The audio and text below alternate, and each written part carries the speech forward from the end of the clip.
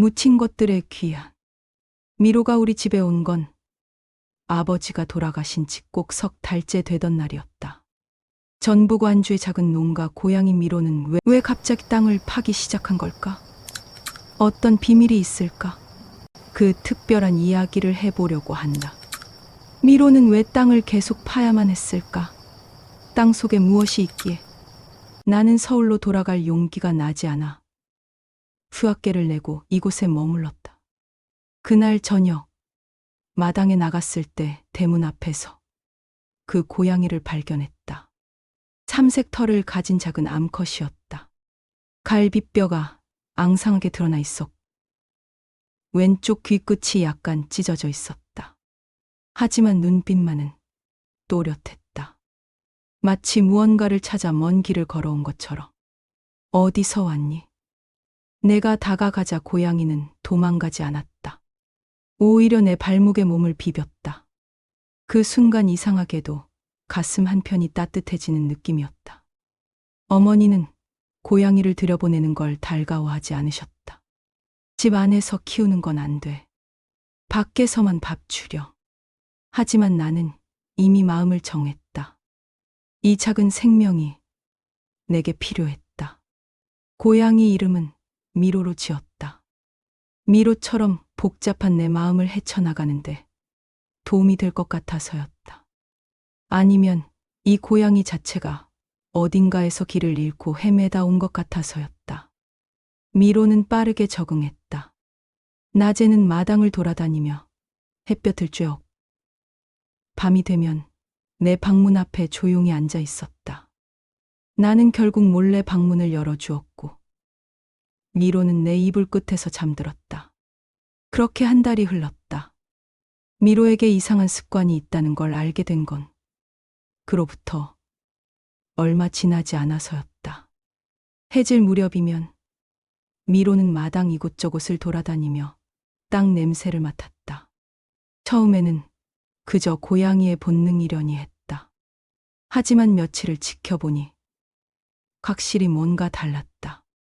미로는 특정 지점들을 유독 집중적으로 살폈다.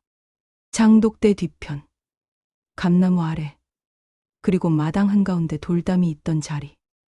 미로야, 뭘 찾는 거니? 미로는 내 말에 대답하듯 야옹 하고 울었다. 그리고는 다시 땅을 킁킁 맡았다. 9월 중수. 태풍이 지나간 다음 날이었다. 밤 10시쯤. 나는 마당에 떨어진 나뭇가지들을 치우고 있었다. 미로도 함께 밖에 나와 있었다. 갑자기 미로가 미친 듯이 달리기 시작했다. 마당 한가운데로. 예전에 아버지가 작은 채소밭을 가꾸던 곳이었다. 아버지가 돌아가신 후로는 흙만 덮어둔 채 방치된 곳이었다. 미로야, 거기 위험해. 태풍에 땅이 질척거렸다. 하지만 미로는 멈추지 않았다. 그리고는 작은 앞발로 땅을 긁기 시작했다. 필사적으로. 마치 그 아래 무언가 중요한 게 있다는 듯이. 나는 심장이 쿵 내려앉는 걸 느꼈다. 손전등을 가지러 집에 들어갔다 나왔을 때 미로의 앞발은 이미 진흙과 피로 범벅이 되어 있었다. 미로야, 안 돼. 거기서 나와. 나는 미로를 떼어내려 했지만 고양이는 저항했다. 발톱으로 내 손을 핥히면서까지 그 자리를 지켰다. 미로의 눈빛에는 무언가 절박함이 담겨 있었다. 나는 결국 손전등을 땅에 비추며 스스로 파기 시작했다. 손에 삽도 없이 맨손으로 진흙이 손톱 사이로 파고들었다. 미로는 옆에서 계속 흙을 긁어냈다. 한 뼘쯤 팠을까? 손끝에 딱딱한 뭔가가 닿았다. 나무였다. 낡은 나무 상자였다. 심장이 미친 듯이 뛰었다. 손전등을 더 가까이 대고 조심스럽게 상자를 꺼냈다. 한 뼘도 안 되는 작은 상자였다. 흙을 털어내자 뚜껑이 보였다. 상자를 열었다. 안에는 세 가지가 들어있었다. 반쯤 타버린 편지 한 장, 오래된 아기 신발 한 짝, 그리고 녹슨 은팔찌. 손전등을 비추자 팔찌 안쪽에 작은 글씨가 새겨져 있는 게 보였다. 한서율 1996. 나는 그 자리에 주저앉았다. 한서율. 내 성은 한씨였다. 어머니의 성도 한씨였다. 하지만 한서율이라는 이름은 처음 들어봤다. 미로는 내 무릎 위로 뛰어올라 조용히 앉았다. 작은 혀로 내 손을 핥았다. 피 묻은 앞발로. 나는 떨리는 손으로 편지를 펼쳤다. 종이가 너무 낡아서 조금만 힘을 줘도 부서질 것 같았다. 글씨는 번져 있었지만 몇 글자는 읽을 수 있었다. 미안해. 내 아가, 엄마가 지켜주지 못해서. 그 밤, 나는 잠을 이룰 수 없었다. 새벽까지 상자를 붙들고 앉아 있었다. 미로는 내 곁을 떠나지 않았다. 어머니 방에서는 아무 소리도 들리지 않았다. 해가 뜨자 나는 결심했다. 진실을 알아야 했다. 하지만 어머니에게 직접 물을 수는 없었다. 아버지가 돌아가신 후 어머니는 너무 약해져 계셨다. 이 이야기가 어머니를 더 무너뜨릴까 봐 두려웠다. 그래서 나는 다른 방법을 택했다. 아버지의 예전 일터. 아버지는 완주에 있는 작은 건설 회사에서 일하셨다. 그곳에 아버지와 오래 일했던 사람이 있었다. 정혜수 씨. 아버지 장례식 때 왔던 노인이었다. 나는 그날 오후 정혜수 씨를 찾아갔다. 노인은 완주 외곽의 작은 한옥에서 혼자 살고 있었다. 내가 대문을 두드리자 노인이 나왔다. 유나 아니니?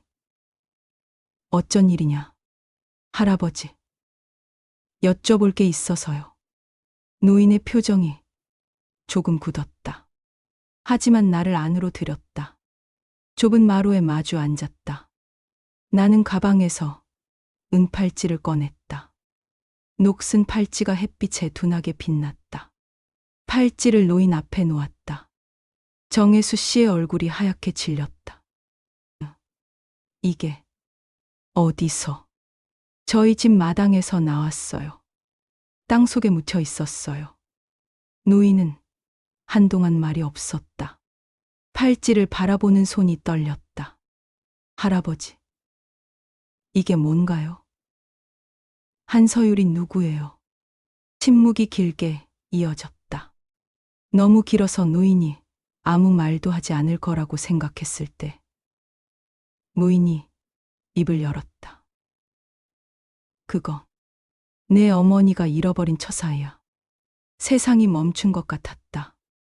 뭐라고요? 내 엄마는 너보다 먼저 아이를 가진 적이 있었어. 23 때였지. 노인의 목소리는 낮고 쉰 목소리였다. 하지만 그 아이는 태어나지 못했어. 임신 7개월째. 사고가 있었거든. 무슨 사고요? 내 어머니가 계단에서 넘어졌어. 병원에 실려갔지만 아기는 살릴 수 없었어. 조산이었는데 너무 일렀던 거야. 아기는 태어나자마자 숨을 거뒀어. 나는 말을 잃었다. 서율이. 그게 아기 이름이었어. 내 엄마가 직접 지었지. 한서율. 겨울에 태어날 예정이었거든. 설이 내릴 때쯤. 그런데 왜 이게 땅에 묻혀 있었어요? 노인은 깊은 한숨을 쉬었다. 내 엄마는 그 일로 많이 아팠어. 몸도 마음도. 아기를 제대로 장례도 치르지 못했어. 당시에 그런 경우 병원에서 처리해버리는 게 대부분이었거든. 하지만 내 엄마는 아기 것이었던 것들을 모았어. 병원에서 신겨줬던 작은 신발, 준비했던 팔찌, 그리고 아기에게 쓰려던 편지. 그걸 땅에 묻은 거예요. 그래. 너희 집 마당에 내 아버지와 함께 아기를 보낼 의식이라고 했어. 제대로 된 장례를 치를 수 없으니 적어도 마음이라도 보내고 싶다고. 그래서 상자를 만들어서 그 안에 넣고 땅에 묻었어. 깊지 않게, 얕게. 언젠가 다시 꺼낼 수도 있게. 언제요? 내 엄마가 준비가 됐을 때. 하지만 그 준비는 끝내 되지 않았어. 내가 태어나고 시간이 흐르고 삶은 계속됐지. 내 엄마는 그 상자를 다시 꺼내지 않았어. 아니, 못했어. 너무 아팠으니까. 나는 울었다. 어머니가 얼마나 아팠을지, 얼마나 외로웠을지. 유나야. 노인이 내 손을 잡았다. 이 이야기를 내 엄마한테 하지 마라. 제발. 내 엄마는 그걸 잊으려고 얼마나 애썼는데. 하지만 내 엄마는 너를 낳고 나서야 겨우 일어섰어. 서유리를 보낸 슬픔을 너로 채운 게 아니라 너를 통해 다시 살아가는 법을 배운 거야. 그런데 지금 이걸 들춰내면 내 아버지까지 잃은 마당에 내 엄마가 견뎌낼 수 있을 것 같니? 나는 대답할 수 없었다. 집으로 돌아오는 길, 나는 팔찌를 손에 쥐고 걸었다. 미로는 현관에서 나를 기다리고 있었다. 그날 밤, 나는 어머니 방문 앞에 오래 서 있었다. 문을 두드릴까 말까 고민했다. 하지만 결국 두드리지 못했다. 대신 내 방으로 돌아와 책상 앞에 앉았다. 그리고 편지를 쓰기 시작했다. 어머니에게 보낼 편지가 아니었다. 한서율에게 보낼 편지였다. 서율아, 나는 내 동생 유나야. 오늘 너를 처음 알았어. 아니, 내가 존재했다는 걸 알았어. 미안해. 이렇게 늦게 알게 돼서. 너는 이미 오래전에 떠났는데. 나는 이제야 내 이름을 불러. 엄마가 너를 얼마나 사랑했는지 알아. 비록 너를 품에 안아보지 못했어도, 너의 이름을 불러보지 못했어도 엄마는 너를 사랑했어. 그 사랑이 너무 커서 땅에 묻어야 했던 거야. 그래야 살 수 있었으니까. 나는 너에게 화내지 않을게. 엄마가 가끔 슬픈 눈을 하고 있어도 그게 너 때문이라고 생각하지 않을게. 그건 그냥 사랑이 남긴 흔적일 뿐이니까. 너도 나를 미워하지 마. 내가 태어나서 내 자리를 채웠다고 생각하지 마. 나는 내 자리에 태어난 게 아니야. 나는 내 자리에 태어났어. 너는 너고 나는 나야. 이제 나는 알아. 우리 가족에게 너라는 사람이 있었다는 걸. 짧았지만 분명히 존재했던 사람. 엄마 아빠가 사랑했던 첫 번째 아이. 안녕, 서유라. 아니, 안녕이 아니라 안녕히. 편히 쉬어. 너의 동생 유나가. 편지를 다 쓰고 나자 눈물이 멈췄다. 이상하게도 마음이 조금 가벼워졌다. 미로가 무릎 위로 뛰어 올라왔다. 나는 미로를 안았다. 고마워. 미로야. 내가 알려줘서. 미로는 가르랑거리며 눈을 감았다. 다음 날 아침, 나는 상자를 다시 묻기로 했다. 하지만 원래 자리가 아닌 감나무 아래로, 햇볕이 잘 드는 곳, 꽃이 피는 곳, 상자 안에 내가 쓴 편지도 함께 넣었다. 그리고 조용히 긁을 덮었다. 어머니는 여전히 아무것도 모르셨다. 나는 그게 더 나은 선택이라고 믿었다. 어머니에게는 더 이상 슬픔이 필요 없었다. 이미 충분히 슬퍼하셨으니까. 대신 나는 어머니를 더 자주 안아드렸다. 더 자주 웃게 해드렸다. 함께 밥을 먹고, 함께 텔레비전을 보고, 함께 마당을 거닐었다. 어느 날 저녁, 어머니가 말씀하셨다. 유나야, 요즘 내가 달라진 것 같구나. 뭐가요? 모르겠다. 그냥 더 어른스러워진 것 같아. 더 단단해진 것 같고. 나는 웃었다. 엄마도 달라진 것 같은데요. 그래. 요즘 더 많이 웃으세요. 어머니가 내 손을 잡으셨다. 주름진 손이었지만 따뜻했다. 유나야. 엄마가 너한테 말 안 한 게 있어. 심장이 철렁했다. 설마 알고 계셨나? 뭔데요? 너를 낳았을 때 말이야. 엄마는 처음으로 완전한 행복이 뭔지 알았어. 내가 처음 울음을 터뜨렸을 때 엄마는 세상에 이렇게 아름다운 소리가 있구나 싶었어. 어머니의 눈에 눈물이 고였다. 고마워. 유나야. 엄마한테 와줘서. 나는 어머니를 안았다. 그리고 생각했다. 한서율도 이 품에 안겼었을 거라고. 비록 짧은 순간이었어도. 분명히 어머니 품에 안겼었을 거라고.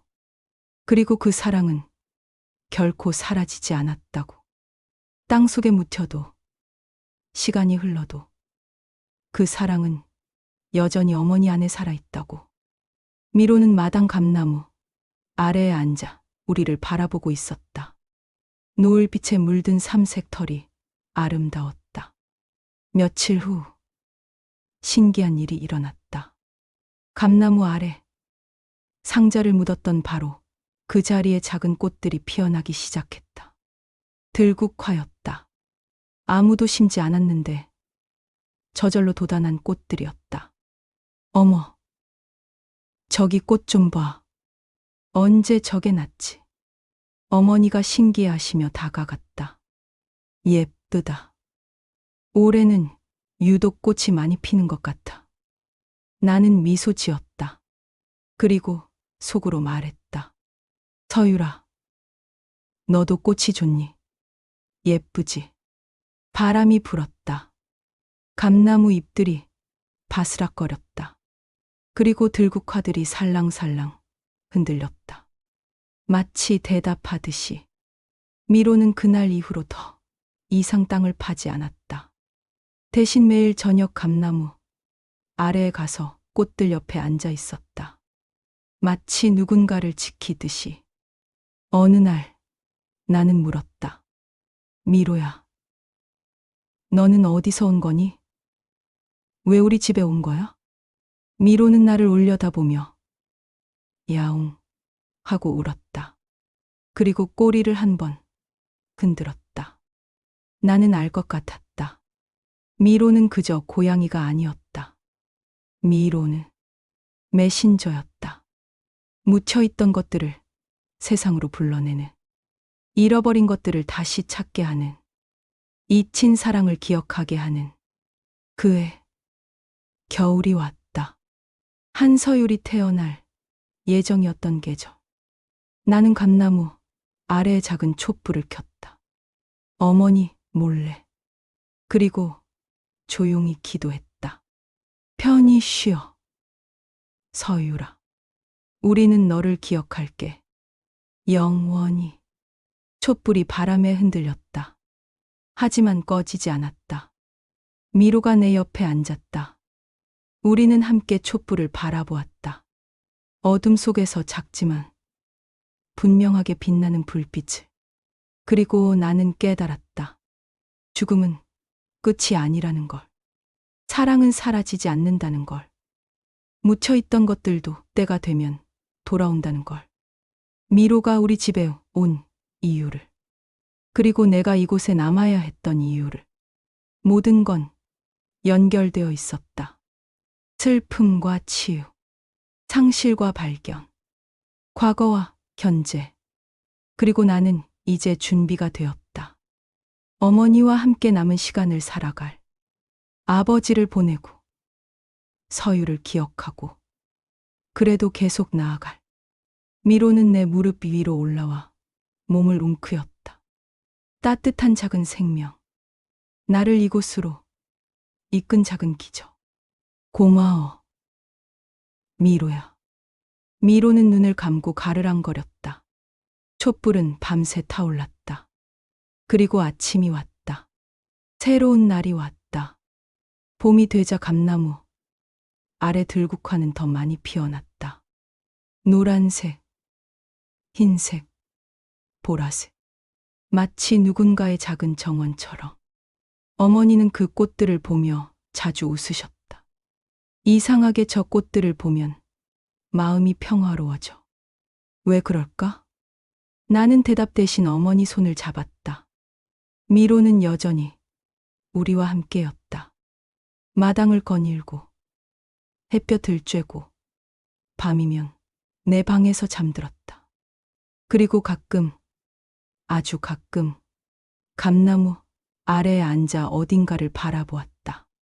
마치 보이지 않는 누군가와 이야기하듯이. 나는 그럴 때마다 생각했다. 모든 생명에게는 이야기가 있다고. 태어나지 못한 생명에게도, 먼저 떠난 생명에게도. 그리고 그 이야기들은 결코 사라지지 않는다고.